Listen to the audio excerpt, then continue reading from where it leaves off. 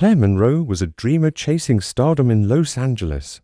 Thomas Beck was a powerful real estate mogul with a perfect family and a dangerous secret.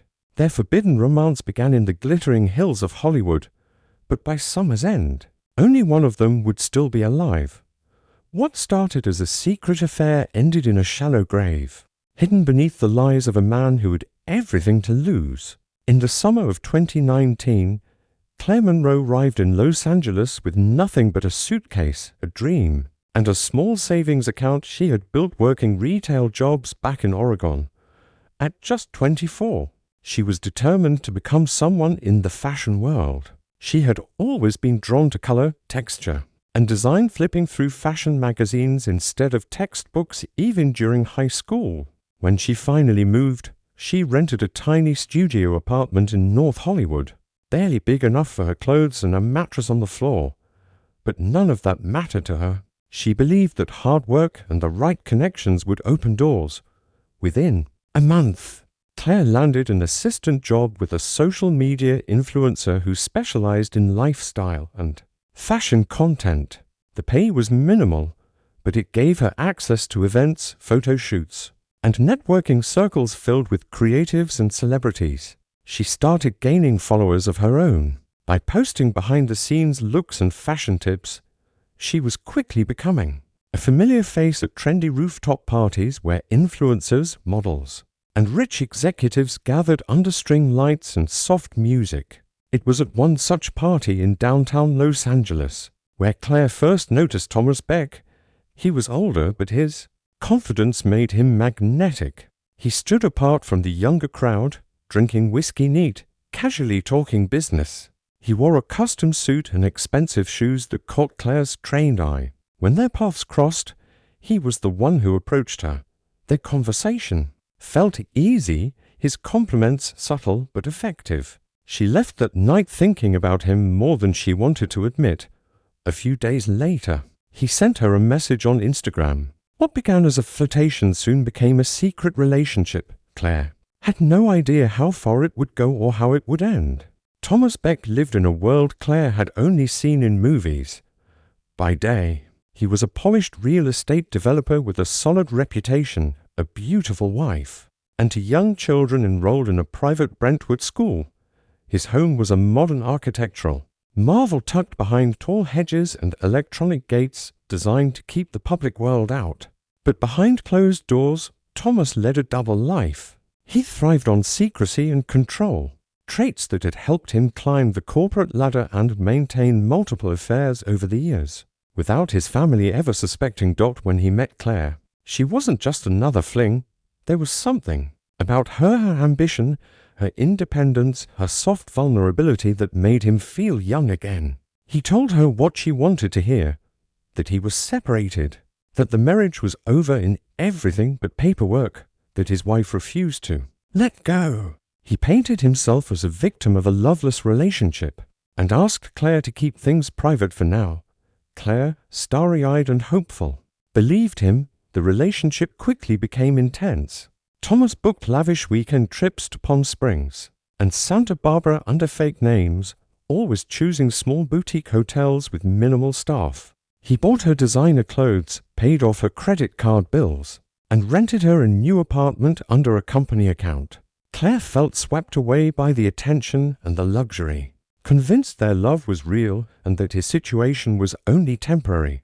But while Thomas made her promises, he continued his life at home as if nothing had changed. His wife Evelyn, however, had started noticing unexplained absences, secretive phone calls, and growing emotional distance raised red flags. Without confronting him directly, she decided to quietly investigate. Claire didn't know it yet, but she was already in danger. Strange things began happening to Claire in early 2020. It started subtly silent phone calls in the middle of the night, notifications of failed login attempts on her social media accounts, and the unsettling feeling of being watched when walking home. At first, she tried to dismiss it as anxiety or coincidence.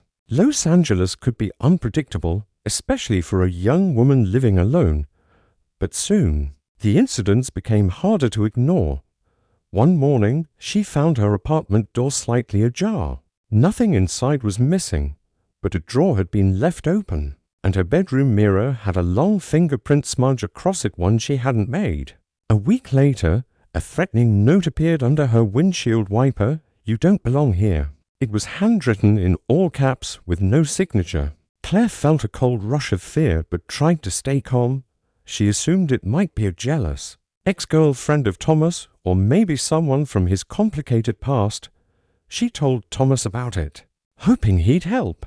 He waved it off as a prank, claiming it was probably someone trying to mess with him through her. He offered to have someone look into it, but Claire wasn't sure he actually did. Still, she kept quiet, not wanting to push him away or seem paranoid. Meanwhile, Evelyn Beck was piecing everything together. The private investigator she hired had already tracked Thomas's movements and obtained photos of him with Claire. She had copies of their text messages, proof of the hotel stays, and even a video of them kissing at a party. What had started as quiet suspicion had grown into quiet rage. She wasn't interested in divorce. She wanted answers and revenge. Claire, unaware of the full picture, continued her relationship with Thomas, walking deeper into a web she didn't know existed. On the 4th of July weekend in 2020, Claire packed a small bag and told her best friend she was heading out of town with Thomas. She didn't share many details, only saying they were going to a quiet, private cabin outside the city.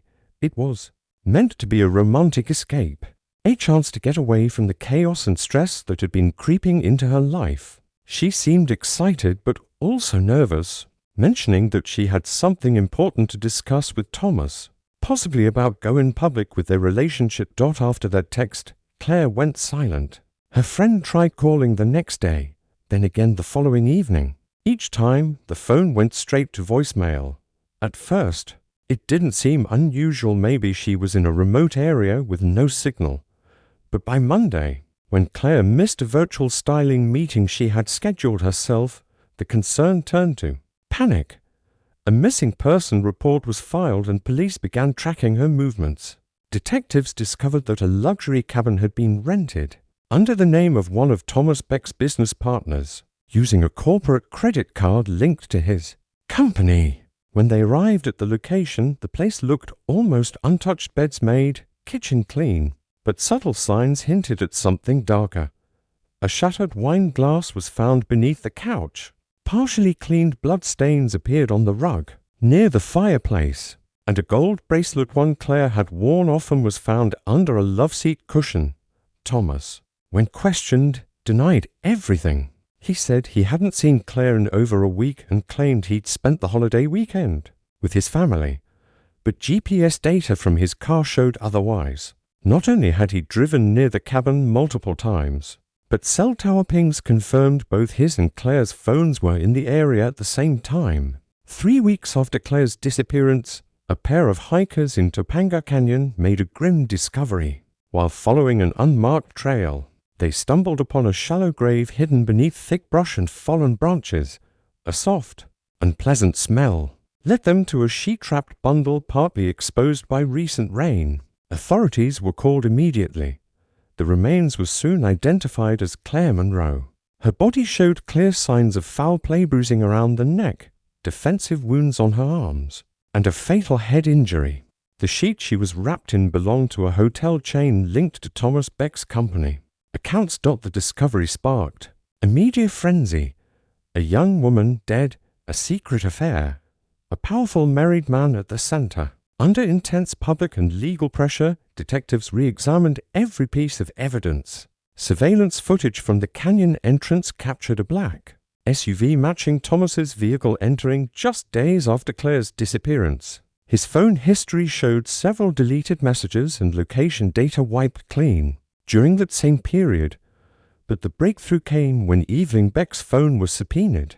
Though she had been careful, one overlooked voice memo exposed the truth. A recording accidentally saved captured the heated confrontation at the cabin. Evelyn had followed Thomas there, confronted Claire alone while he stepped out, and things turned violent. In a fit of rage, she struck Claire with a heavy decorative object. When Thomas returned, it was too late. Rather than call for help, he chose to protect his reputation. Together, they wrapped Claire's body and drove through the night to dispose of it in the canyon. Both were arrested. Evelyn was charged with second-degree murder and received 25 years to life. Thomas pleaded guilty to accessory and obstruction of justice.